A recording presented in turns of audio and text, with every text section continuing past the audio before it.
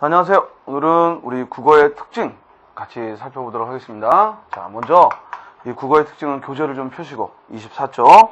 자, 국어의 특징을요, 먼저 세 가지로 나눴어요.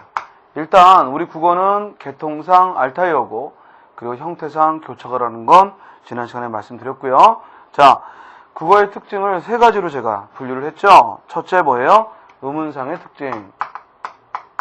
그리고 두 번째 뭐예요? 어휘상의 특징. 그리고 다음 페이지 넘기면 세 번째 뭐라고 했어요? 문법상의 특징, 즉 구문상의 특징. 이걸 이제 문법상의 특징이라고 해도 되는데요. 이렇게 세 가지로 분류를 했습니다. 자, 먼저 의문이라는 건 뭐냐면요, 소리야, 소리. 그래서 우리말의 이 소리와 관련해서, 즉 자음, 모음 등 소리와 관련해서 우리가 우리말의 특징을 보면요, 첫째, 우리말의 자음은 삼중체계다. 자음은 삼중체계다. 삼중체계다라는 말이 나와요. 자, 이 말을 이해하면요, 이런 거예요. 자, 우리말에서 비읍, 쌍비읍, 또 피읍, 디귿, 쌍디귿, 쌍디귿, 티읕, 또 그리고 기역, 쌍기역, 키읔, 그리고 또 지읒, 쌍지읒, 치읒, 이런 말들은 어때요? 이렇게 예사소리, 된소리, 거센소리에 그와 같은 삼중체계를 가져요. 그러니까 다른 영어권과는 달리 우리말은 요 비읍, 디귿, 기역 계열을 파열음이라고 하는데, 파열음과 그리고 요 지읒 계열을 마찰음이라고 하는데, 파찰음, 파찰음에서, 즉 파열음과 파찰음에서 이와 같이 삼중체계를 갖는다는 것이 특징입니다. 그래서 브, 뿌, 프, 드, 뜨, 트, 이와 같이 삼중체계를 갖고요. 요 맨 앞에 있는 브, 드, 그, 드를 예사소리, 그리고 쌍비읍, 쌍디귿, 쌍기역, 쌍지읒을 우리가 된소리, 그리고 피읍, 티읕, 키읔, 치읒을 즉 거센소리다라고 얘기를 하고요. 또 일부 학자들은 평음, 그리고 경음, 그리고 격음이라는 말로 또 달리 표현하기도 합니다. 이와 같이 삼중체계로 되어 있고요. 다음 두 번째, 우리말 유음, 즉 유음이 뭐냐면요, 리을을 유음이라고 해요. 리을을. 우리 니은, 미음, 이응은 비음이라고 하고, 이 리을을 유음이라고 하는데, 우리말의 리을은, 즉 예를 들어 달라라 이러면요, 여러분들이 볼 때는 여기 달 할 때 받침 리을과 라 할 때 이 첫소리 리을이 같은 소리처럼 여겨지겠지만, 우리 국제 음성교로 표현을 하면 이 달 했을 때는 혀가 양쪽으로 소리를 퍼뜨리면 해요. 그래서 이걸 설치금이라고 하고, 반면에 라 하고 혀끝을 위에 입천장에서 즉 굴리면서 내면은 이걸 설전음이라고 하거든요. 그래서 영어에서는 설치금을 L로, 설전음을 R로 해서 이 둘을 구별해서 표기를 하는데, 우리말에서는 그걸 똑같이 리을이라는 자음으로, 즉 설치금과 설전음의 구별 없이 리을로 표기를 합니다.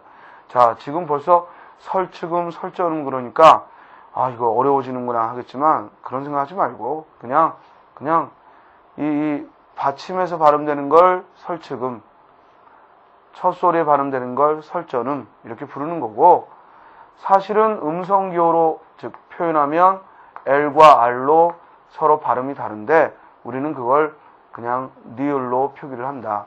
그래서 바꿔 말하면 우리말의 유음은 설전음과 설치금의 구별이 분명하지 않다. 거기 밑줄 치면 돼요. 자, 다음. 우리말의 음운상의 특질 세 번째는 두음법칙이 있습니다. 우리말은 두음법칙이라는 것이 존재해요. 자, 이 두음법칙에 대해서는 우리 나중에 음운 변동 공부할 때 더 자세히 할 건데요. 여기서는 간단하게 이런 거야. 첫 소리에 둘 이상의 자음이 오지 못하는 거. 영어는 예를 들어 즉 스프링 하면은 이렇게 자음이 세 개나 나란히 와요. 그런데 우리말에서는 이런 식의 자음은 이제 안 쓰죠. 이제 안 쓴다는 얘기는 뭐냐면 과거에는 우리도 썼어요. 즉 고전에서는 15세기 국어에서는 썼지만 지금 우리 현대 국어에서는 쓰지 않죠. 지금은 된 소리만 인정을 하고 때하고 이렇게 된 소리만 인정하고 이 세 개의 자음이 오는 겹자음이 어두에 올 수 없습니다. 그래서 두음 법칙은 첫째, 이와 같은 어두 자음군, 이렇게 여러 겹자음이 첫 소리에 오는 걸 어두 자음군이라고 하는데 이 어두 자음군이 오는 것을 꺼린다는 것. 그리고 또 하나는 리을이 오는 것을, 어두에 리을이 오는 것을 꺼리죠. 예를 들어 로인 하고 쓰지 않고 노인 하고 쓰는 거죠. 그래서 어두에 리을이 오는 것을 꺼립니다. 그리고 세 번째는 냐녀 뇨뉴니가 오는 것을 꺼리죠. 그래서 여자라고 쓰지 않고 여를 꺼려서 여자라고 쓰죠. 자, 여기서 이제 한 가지 알 것은 따라서 이 두음 법칙은 두음, 곧 첫 소리에 관련된 규칙, 즉 첫 소리에 어두 자음군이 오지 못한다. 현대 국어에서 첫 소리에 어두 자음군이 오지 못한다. 첫 소리에 리을이 즉 오지 못한다. 첫 소리에 냐녀 뇨뉴니가 오지 못한다 라는 건데 이게 모두 한자어에만 적용이 된다는 거. 한자어에만, 즉 두음 법칙은 한자어에만 적용이 된다는 거, 요거 놓치면 안 되죠. 그러니까 외래어나 고유어하고는 상관이 없는 거예요. 그래서 외래어로 라디오 그러잖아요. 라디오, 그죠? 라면 그러고 상관없어요. 그리고 우리말로도 예를 들어 뭐뭐 할 리가 없다 리 이런 말들은 충분히 첫 소리에 쓰니까 즉 한자어에만 적용이 된다는 것이고, 또 하나 알아둘 거 바로 이 두음 법칙의 여부가 북한말과의 차이입니다. 북한말, 즉 북한말을 우리가 문화어라고 하거든요. 우리말은 표준어다라고 하고 북한은 문화어라고 하는데 북한말에서는 두음 법칙을 인정하지 않습니다. 따라서 북한말과의 차이점이 되지. 그래서 우리 TV 보다 보면 뭐 나와? 노동신문, 그지? 북한의 그 기관지 노동신문을 노동신문 이렇게 쓰지, 그죠? 리을이 첫 소리에 나온단 말이에요. 그래서 이렇게 북한말과 우리말의 차이점이 되기도 합니다. 다음, 이제 네 번째, 우리말은 음운상 음절의 끝소리 규칙이 있다라는 겁니다. 자, 음절의 끝소리 규칙에 관한 것도 역시 음운 변동에서 곧 자세히 할 건데요. 이 음절의 끝소리 규칙, 여기서 간단하게 무슨 소리냐면 음절의 끝소리에 규칙이 있다는 거예요. 자, 그게 뭐냐면 우리가 받침에 not 이렇게 어떤 받침이든 음절 끝에 쓸 수 있어요. 그런데 얘를 소리내면 모두 뭐예요? not 하고 디귿으로 소리나는 걸 볼 수 있습니다. 결국 음절이란 요 소리의 덩어리를 말해. 이 음절의 끝소리에, 요 끝소리란 여길 말하지, 이 끝소리에는 즉 모든 자음이 소리가 나는 게 아니라 즉 대표음 7개만 소리가 난다. 그래서 기역, 니은, 디귿, 리을, 미음, 비읍, 이응 이렇게 7개만. 그러니까 어떤 것도 표기할 수 있지만 소리는 이 7개 중에 하나가 나요. 이걸 음절의 끝소리 규칙이다라고 얘기를 합니다. 됐죠? 그리고 요건 나중에 자세하게 또 이야기를 할 거예요. 그리고 두 개의 자음이 있을 때도, 갑하고 겹자음이 받침에 있을 때도 소리는 하나만 난다는 거죠. 갑, 흑하고 겹받침이 있더라도 소리는 흑하고 음절에서 하나만 난다라는 겁니다. 됐죠? 다음, 우리말의 음운상의 특질로서 이제 5번째, 모음 조화가 지켜진다는 거죠. 자, 모음조화는 뭐냐면요. 우리 모음에서 아나, 어를 양성모음이라고 해요. 아나, 오를 양성모음이라고 합니다. 그런데 이 양성모음 그 다음에는 같은 양성모음이 우리가 양성모음 뒤에는 같은 양성모음이 오는 것이 즉 발음하기도 좋고 쓰기에도 편하죠. 그리고 만약에 음성모음, 그러니까 아나, 오 계열 이외의 것을 음성모음이라고 하는데 음성모음이 올 때는 또 음성모음이 오는 게 편하단 말이에요. 예를 들어 보다라는 말에 과거 시제를 쓰면 보았다가 편하죠. 보었다 이러는 것보다. 또 먹다라는 말에 과거 시제를 쓰면 먹었다 이거보다는 먹었다가 편하죠. 자, 이런 걸 모음조화라고 해요. 그리고 이와 같은 모음조화 현상이 있다는 것이 또 우리말의 특징인데 주의할 건 뭐냐면 거기 25쪽 모음조화 교재에서 세 번째 줄 봐요. 밑줄 쳐요. 15세기에는 엄격하게 지켜졌으나 뭐가? 모음조화가.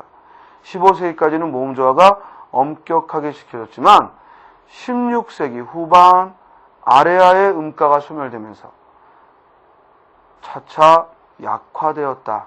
약화 동그라미. 그래서 모음조화는 과거에는 잘 지켜지다가 현대어로 오면서 약화됐다, 강화됐다, 약화됐다. 현대어로 오면서 약화됐다라는 겁니다. 꼭 기억하세요. 현대어로 오면서 모음조화는 약화되었다. 그래서 현대어에서는 밑줄 쳐 의성, 의태어나 혹은 어간, 어미의 연결구조 등에 남아있다. 자, 의성어, 의태어는 소리를 드러내거나 또는 어떤 동작을 표시하는 것이고 어간, 어미는 뭐냐면 이런 거야. 이런 동사 또는 예쁘다, 형용사에서 예쁘다의 과거는 뭐겠어? 예뻤다 이래야겠지? 자, 이렇게 동사나 형용사에서 뭐뭐다로 끝나는 걸 우리가 기본형이라고 하는데 그 기본형에서 다를 뺀 앞에 부분 이걸 우리가 뭐라고 하냐면 어간이라고 불러요. 그리고 이 다가 쓰여진 자리를 어미라고 불러요. 그러니까 바꿔 말하면 어간과 어미라고 구별할 수 있는 건 용언들, 즉 동사와 그리고 형용사가 즉 어간, 어미 구별을 하게 되죠. 그러면 이 어간 뒤에 과거 시제 at을 쓸 거냐 ot을 쓸 거냐 할 때 모음조화가 지켜진다. 먹다 하고 어간에 음성 모음이니까 즉 거기에는 ha고 역시 음성 모음의 과거 시제가 오더라.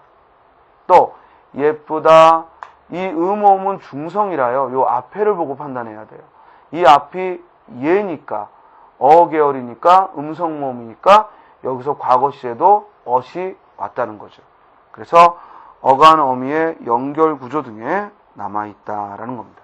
그래서 모음조화는 현대어로 올수록 약화된다라는 거 주의하시기 바랍니다. 자, 다음 7번째, 즉 음상의 차이가. 자, 음상의 차이가 또 뭐냐면 자음의 경우에는 예사소리, 된소리, 거센소리 이럴 때 예사소리보다 된소리가 또 된소리보다는 거센소리가 강한 느낌을 주죠. 그래서 음상, 즉 예사소리를 썼느냐 된소리를 썼느냐 거센소리를 썼느냐 이 음상의 차이에 따라서 어감이 달라진다는 거예요. 그래서 빙빙, 삥삥, 핑핑. 자, 빙빙보다는 삥삥이, 삥삥보다는 핑핑이 더 어질어질한 걸 표현하고 뚱뚱하다, 퉁퉁하다. 뚱뚱하다 하는 말하고 뚱뚱하다 하는 말하고 느낌이 다른 거죠. 또 모음의 경우에도 양성 모음이 음성 모음에 비해서는 밑줄 쳐 작고 밝고 경쾌하고 가볍고 명랑한 느낌을 주죠. 자, 예를 들어 비가 졸졸 셉니다. 그러면 내일 지붕에서 비가 졸졸 셉니다. 이러면 내일 고치지 이 정도 수준인데 방의 지붕에서, 그죠? 천장에서 비가 줄줄 셉니다. 이러면 그때는 심각한 거잖아요. 그러니까 느낌이 달라진다 이 말이야. 양성모음을 썼을 때는 뭔가 좀 작고 가벼운 느낌을 주는데 음성모음을 쓰면 보다 크고 무거운 느낌을 준다 이런 얘기입니다. 그래서 주로 의성, 의태어 등에서 이와 같이 음상의 차이가 어감의 차이를 가져옵니다. 자, 그런데 음상의 차이는요, 이런 어감의 차이만을 가져오는 게 아니라 낱말의 뜻을 바꾸기도 하죠. 이건 어찌 보면 당연한 얘기지. 즉, 덜다와 털다는 단지 첫 소리에 예사수를 썼는가, 거센수를 썼는가의 차이인데 뜻이 다르잖아요. 그죠? 또, 맛과 멋 이러면, 즉, 양성모음을 썼느냐, 음성모음을 썼느냐에 따라서 느낌이 달라지는 게 아니라 뜻이 달라져요. 그래서 이렇게 음상의 차이는 낱말의 뜻을 바꾸기도 합니다. 자, 여기까지 음운상의 특질을 살펴봤습니다. 다음에는 이제 어휘상의 특질이에요. 즉, 우리말의 어휘상의 특징.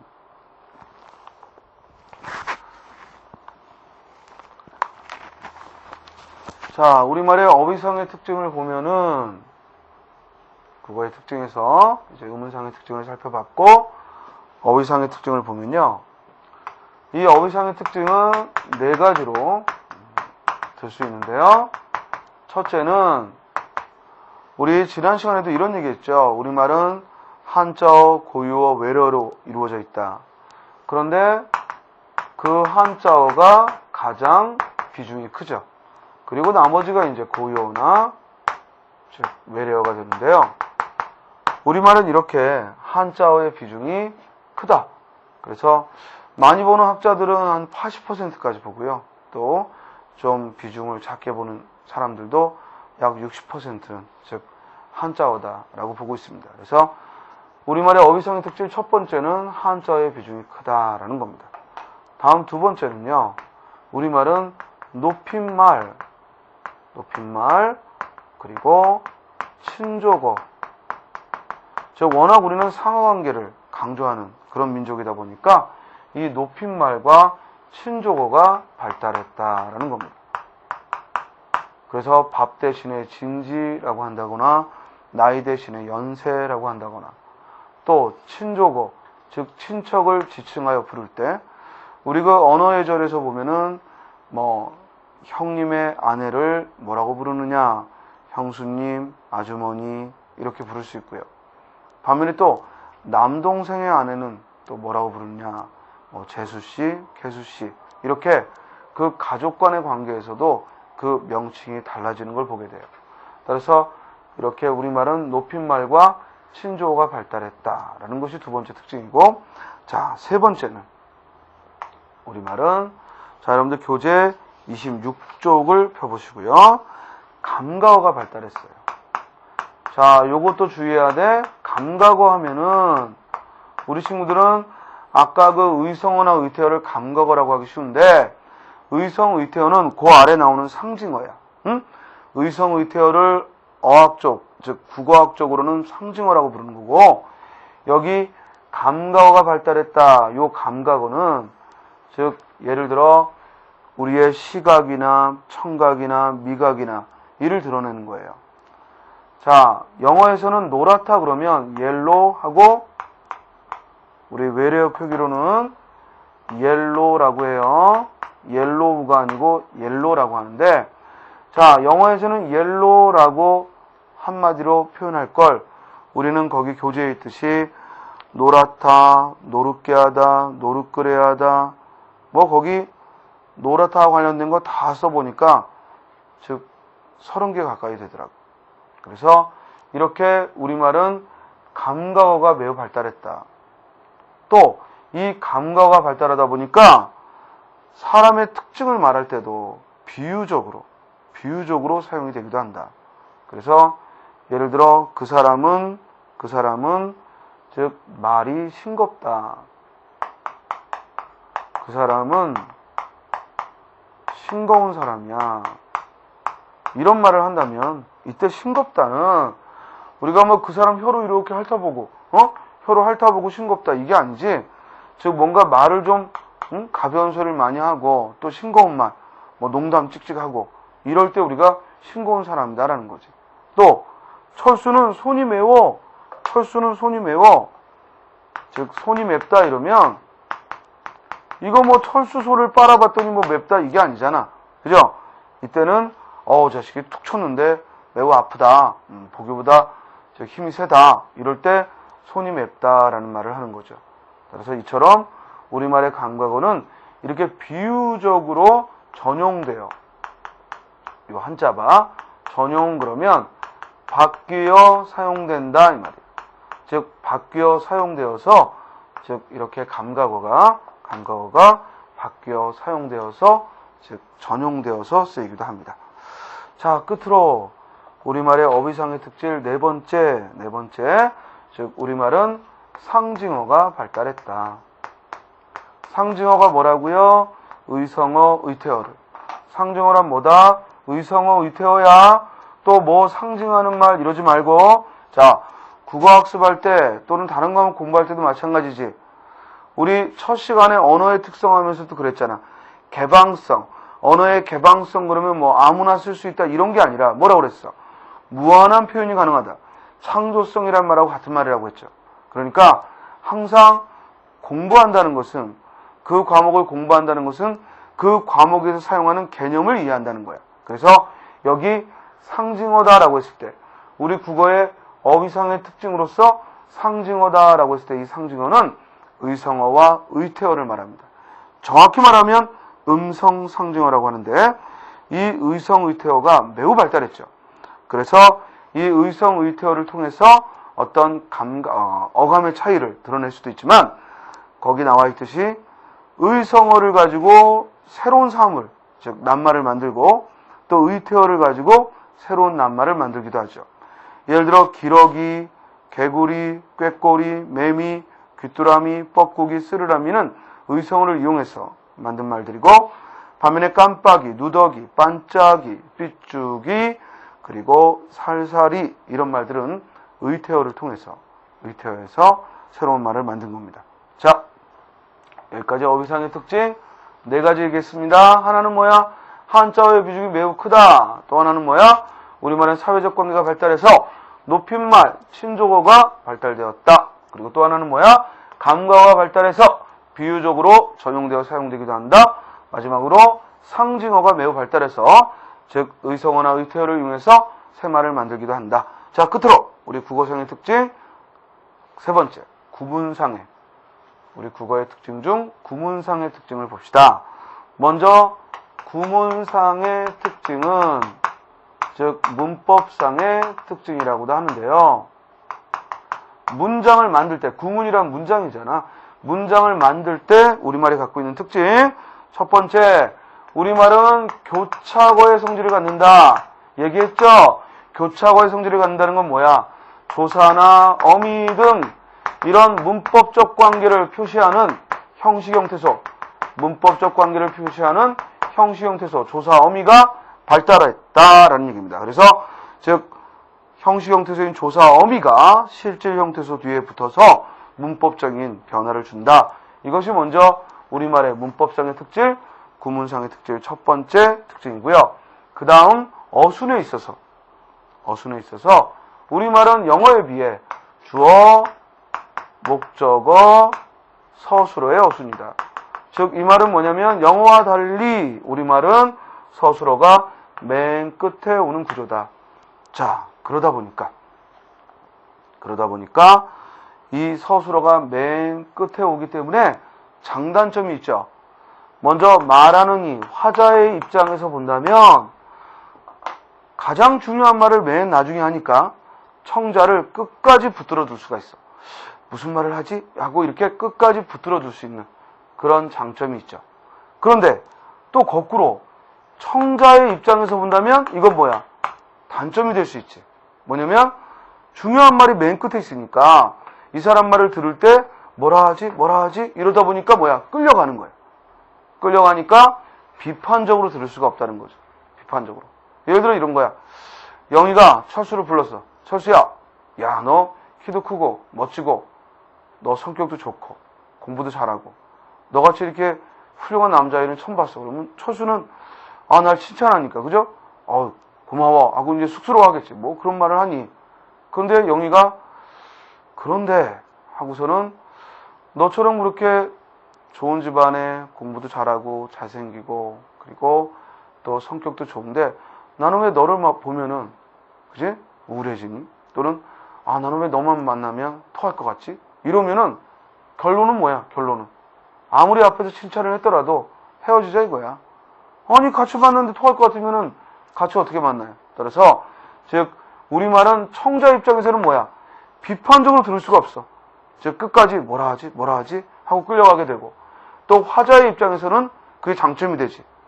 청자를 끝까지 자기 말에 붙들어 두는 이런 특징을 갖게 되는 겁니다. 자, 그리고 우리말의 구문상 특징으로서 주어가 생략되는 경우가 많고 그리고 주어가 둘 이상 나열될 수 있다. 이 말은 뭐냐면 한 문장에 주어가 둘일 수는 없죠. 그게 아니라 이런 거지. 철수는 키가 크다. 자, 이러면 이 문장은 키가 크다라는 문장이 서술어로 들어가 있는 거야. 이걸 이제 나중에 배우겠지만 서술절이 즉 서술어로 들어가 있는 거죠. 그러다 보니까 이 문장 전체의 주어인 철수와 이 서술절의 문장이 서술어가 돼서 문장을 만든단 말이야. 그러면 그냥 이 문장을 겉으로 볼 때는 철수는 주어, 키가 주어. 어때? 주어가 나란히 오는 이런 문장이 가능하다 이 말입니다. 자, 그리고 뭐 관계대명사가 없다는 등, 접속사가 없다는 등 이런 것들은 우리말의 특징이기보다는 영어의 차이점이니까 가볍게 보시면 되겠고요. 또 우리말은 문법적인 성의 구별이 없다. 이 말은 뭐냐면 영어에는 뭐 남성명사, 여성명사 이런 거 있잖아요. 근데 우리말은 그런 거 없습니다. 그렇다고 우리가 뭐 성별을 구별 못하는 게 아니라 즉 어떤 낱말에다가 남성명사, 여성명사 이런 표현 안 쓴다는 거고요. 그리고 단수, 복수 우리도 물론 나누죠. 그렇지만 개념이 좀 불분명하죠. 그래서 웬만하면 우리는 우리 집, 우리 회사, 우리 학원, 우리 가족, 우리 친구 이런 표현을 쓰지 나의 이런 말 안 쓰죠. 특히 조심할 건 우리나라라는 말은 즉 반드시 붙여 써야 하고 그리고 이 우리나라를 저희 나라 이런 말은 없다라는 거. 이거는 하나 참고로 알아두세요. 여러 번 시험에 나왔습니다. 즉 저희 나라는요 이런 말 없습니다. 뭐 외국 사람하고 만난다고 해서 저희 나라 이렇게 표현하지 않고요. 우리는 나라의 달은 무조건 우리나라라는 표현을 쓰고 우리나라하고 한 단어이기 때문에 반드시 붙여 쓴다는 거 참고로 알아두시기 바랍니다. 자, 제가 우리말의 특징으로서 즉 우리말은 개통상 알타이어다라는 말을 하면서 알타이어의 특징을 따로 할 필요가 없다. 왜냐하면 우리말의 특징을 모두 하면 그게 곧 알타이어 특징이다. 이런 말 했죠? 그래서 교재에 잠깐 정리를 해놨어요. 그러니까 요거는 살펴보시고 즉 우리말의 특징이 곧 알타이어의 공통된 특징인데 한 가지 지금 구문상의 특징에서 중요한 걸 하나 빠뜨렸다. 뭐냐면 구문상의 특징 네 번째 우리말은 수식어가요. 반드시 피수식어 앞에만 옵니다. 앞에만. 예를 들어 아름다운 소녀죠. 또 먹을 것이죠.